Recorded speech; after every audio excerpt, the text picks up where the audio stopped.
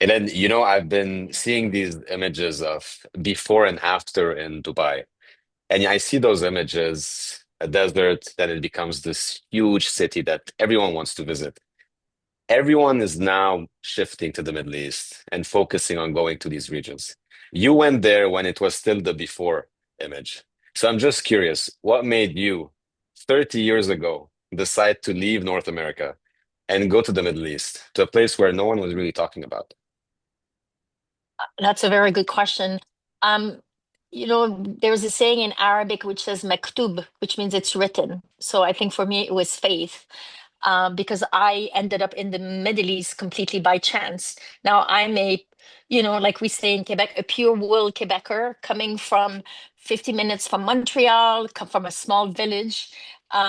Nothing predestined me to the Middle East. I don't have Arabic background. I have never traveled further than Europe once before.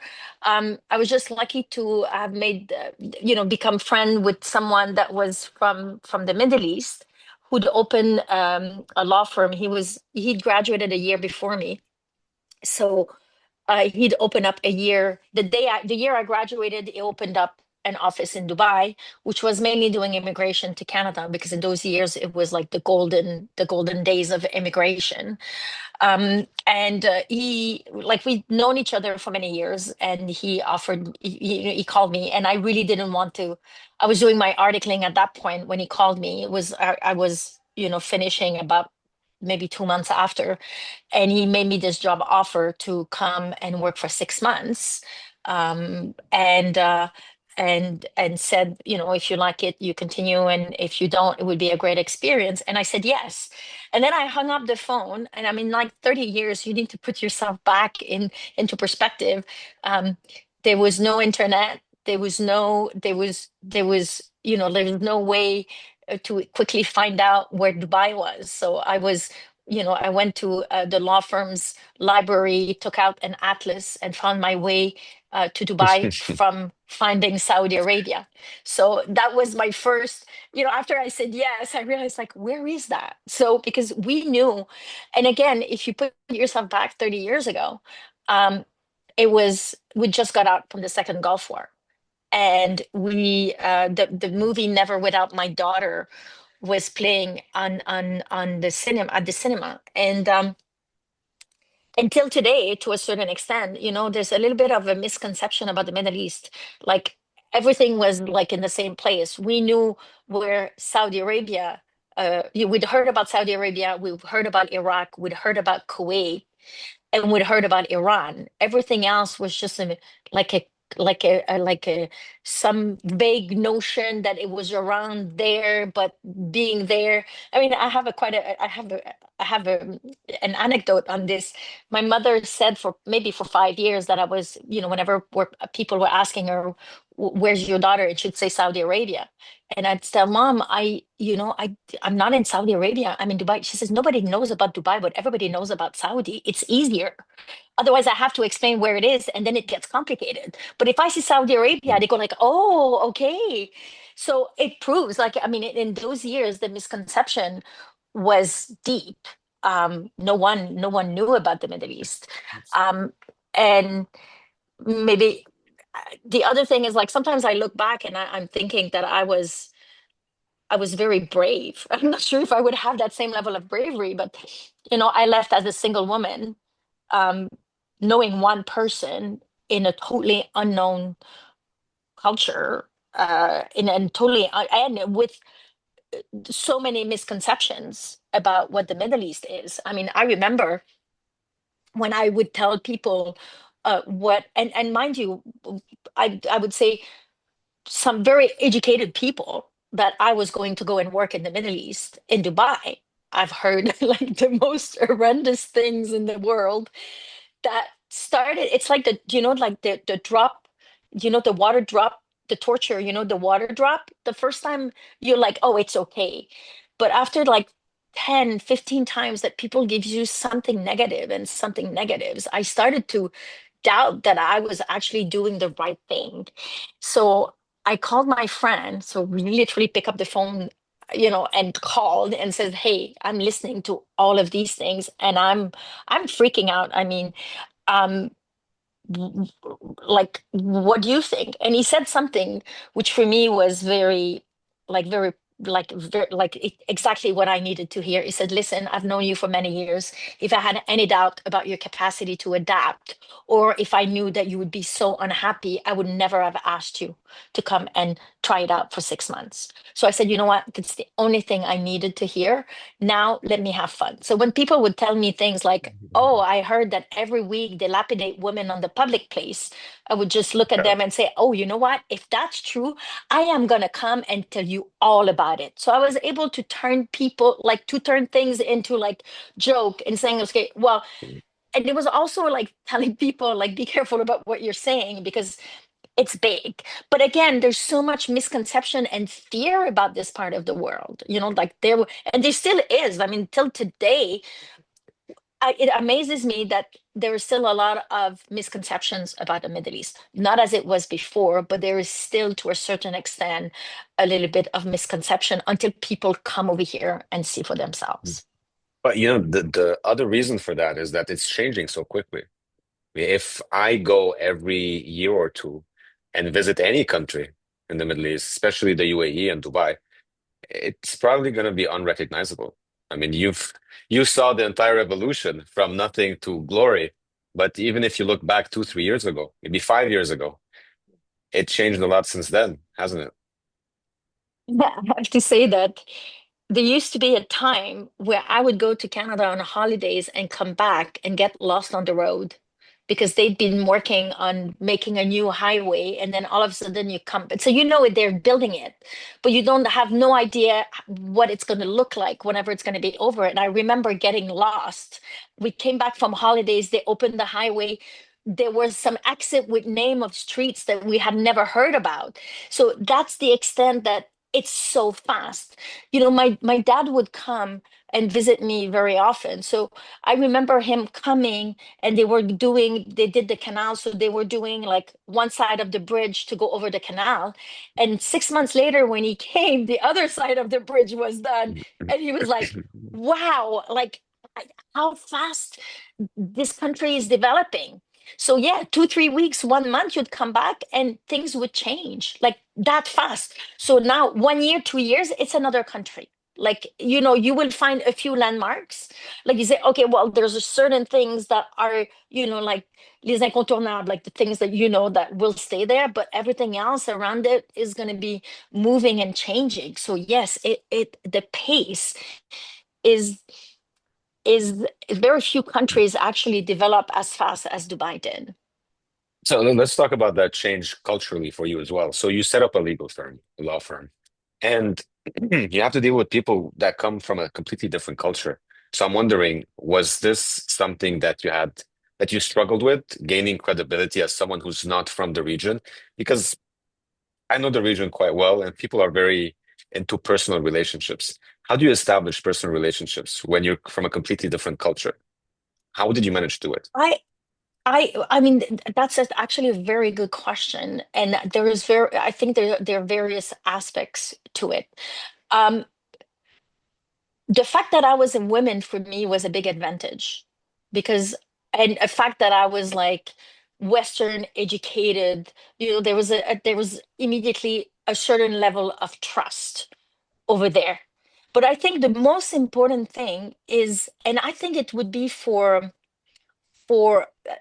like for anyone that's in be men or women, you need to be authentic in your behavior. So which means what the authenticity means, because that's a term that like we hear about it and everything, but we don't really break it down. What does it mean to be really authentic? Being authentic for me is living according to the three values that you determine, and that you will actually never go away from those values. And for me, one of the biggest one was integrity. So when you live in integrity and people know and feel that you will never compromise on that, for me was a very big benefit as to gaining the trust and the confidence of people in my dealing, right? Because for me as a lawyer, I mean, there's all kinds of, in all professions, you've got good ones and bad ones. And in my 30 years of career, for example, I've never done a contract which I thought was not fair for the other party. Everybody has to have a fair contract. So it has to be a good transactions for everyone involved. And very often I would be negotiating or discussing. And if the other side makes a point that I find valid, I'm going to tell my client it makes a lot of sense for whatever reasons. Then you take the call. I'm just here to guide, right? So that is, and then after I gain the other side as a client for other transactions, because that level of integrity. So let's pivot a bit to the type of matters that you deal with at HMLC. So talk to me a bit about why people come to you, the types of services you really excel at, and what you've niched down into. So if someone comes to you, what do they usually expect from you? um, my reputation in the market is, if you want to know what time it is, you go and see Helen. She's not gonna tell you a dream, or she's gonna be extremely pragmatic and straight. And that's always, I would say that 90% of my clients are people that have heard about me or that have been referred to me, like almost all the time. And they come because of two things. I'm very much out of the box. So yes, there is this pragmatic thing, but also, and I think that's makes me very different than a classical lawyer, is that I'm also extremely commercial and very visionary. So I can feel into people, like when people come to me with their project, I can give, yes, of course, the legal advice and the structure and all of these things, but I can also actually talk about how, what kind of strategic alliance they have to do in this part of the world, and who is their best partners and how they have to go about it. And I can really get into, so there's the lawyer hat, and there's the visionary and the commercial pragmatic hat, which is, for me, it's the best playground in the world, because you are in a country where everybody comes. You are at the hub of, like, everybody wanting to come over here. So I meet, like, amazing people that have great ideas, great products, great things that they want to come and bring over here. So that becomes really it becomes a it becomes fun to actually get involved in those things, because it's just not the classical role. Oh, I'm just going to make you the contract. It's like, no, then we're going to think, who's the best partner you can have? Who's your best distributor? What is it like? Like, we can really go beyond just the classical thing of the legal framework. And so that's probably what makes me very different. And when I asked you this question, I expected you to tell me why legally you're the best at this, or that.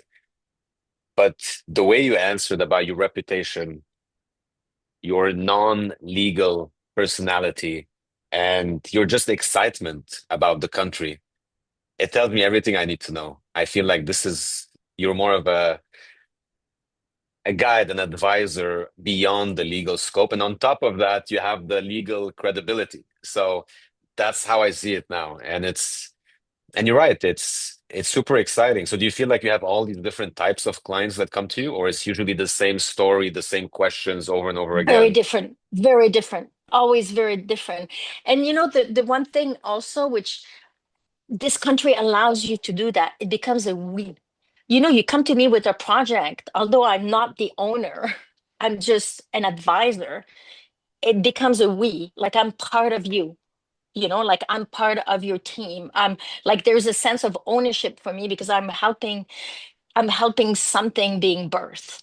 So whatever it is in this part of the world, sometimes it's a full startup over here. They've never done anything, and they're coming fresh and they want to do something. Or sometimes they come with something from abroad, like they already have a companies and stuff, and they want to expand in the Middle East.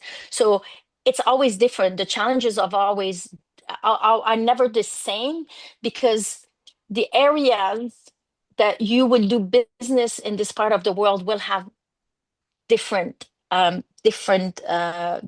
aspects to look at. Like the concerns, if you are in construction, would be very different than if you are just in trading. So they're not going to be the same. So you really need to adapt and understand the business so that you're actually able to better advise your clients. So you see, for me, that's where it becomes interesting for me because I understand the business, I'm actually able to give a better legal advice because I understand the commercial aspects of doing business in this part of the world. And then at this stage, after seeing all these people and all that experience, I'm wondering, since your time is so valuable and is limited, you can't just take on all the clients that you want, especially you personally. So I want to end with this. So how do you manage your time specifically? You said you had a team, but what do you do exactly? Like, do you just talk to high profile clients? Are you just there to support your staff? What's your day-to-day like? I I do both. You see, there's always a place where you need to know that your touch is necessary and when you actually your team can actually do it. So actually try to balance it out so that honestly, now I'll tell you, I want to have fun in my life. So now, like 30 years ago when I was working in a law firm, like you always get the crap that the partners doesn't want to do, and that's part of the process of learning. Now, after 30 years of practice, I really want to have that privilege of passing on to my team whatever I really I really don't feel that it's a good use of my time because it's more basic and everything, and they can do it. I try to get involved in things that will require my little personal touch, my expertise, and the rest I will. So I would say that what I try to keep is the aspect of the visionary, the commercial with the structure. I will keep that, but everything which is in terms of execution, I will pass it on to my team and I will supervise. So, but I want to keep what is the fun things to do. And now I realize that what's coming up right now, which is like actually super nice, is a lot of humanitarian work, which is Mm. something which is I knew that was I've always known that it would come at some point in my life, but now I realize that people are coming to me and because they trust me. And there's something people trust me with unbelievable things. Like they tell me things about their business and stuff, and it say like even my own children do not know about this. But I'm telling you because I trust you and I know that if something happens, you will do the right thing and you would tell my kids like who my supplier is or whatever. Like just this afternoon, I have a phone call and the guy says, I'm telling you all of this, but even my own children do not know this. That's the level of trust that I get. So I want to have fun and first honor this trust because I think it's really nice. But now these same people come to me and say, okay, now I have money. I want to invest some of my money in humanitarian projects. How can you help us? And now that makes me like super excited because that's the other aspects. You build, you build, you build, and at some point you also need to start giving, still earning, but you also need to start giving and do the service. And then I feel now that this is there's a lot of that is coming online right now for me, which is very exciting. And then we're out of time, but I have to ask you this. You've been Tell me. propping up Dubai and the UAE and the region. For people listening, is it too late? Very good question. It's not too late. It's never too late. Look, anywhere in the world, if you have the right mindset, like the right mindset, you can succeed anywhere. That's not that's not a question for me. Is it a little bit late in the game in terms of how easier it was 20 years ago as it is today? Definitely. Like game changer. I want to say that I was always been a very big advocate of Canadian companies and stuff, and meeting like delegations and stuff, and trying to promote the UAE. And people would tell me classically, why would we come like 12 hours from Canada and into a mentality that we don't know when we have the US next door? Like 25 years later, I would tell you because we never know the future. Look at what's happening with our neighbors right now. It's not difficult for Canadian companies. So companies that diversify, that do not put all of their eggs in the same baskets are the ones that give themselves the chance of, perennial, like being perennial, like, surviving the chaos or the obstacles that you may have in certain markets. And that, I thought it was very sad that like 25 years later, which would never ever would have thought that something like this would happen with the US tariffs and stuff, and how it's changing like the way business is done in Canada. So I'm thinking, yes, it's not too late, but now you're competing with the rest of the world. So where 20 years ago, if you were amongst the first few, the market was yours to grab. Now you need to grab shares from competitors, unless you have something which is very unique, which is more of an exception than the norm. And then it was amazing talking to you. Thank you so much for doing this. Thank you so much. I really enjoyed my time. Thank you so much. And you had great questions, actually. Thank you very much. It was really yeah, it was a great interview. Thank you so much. Thank you.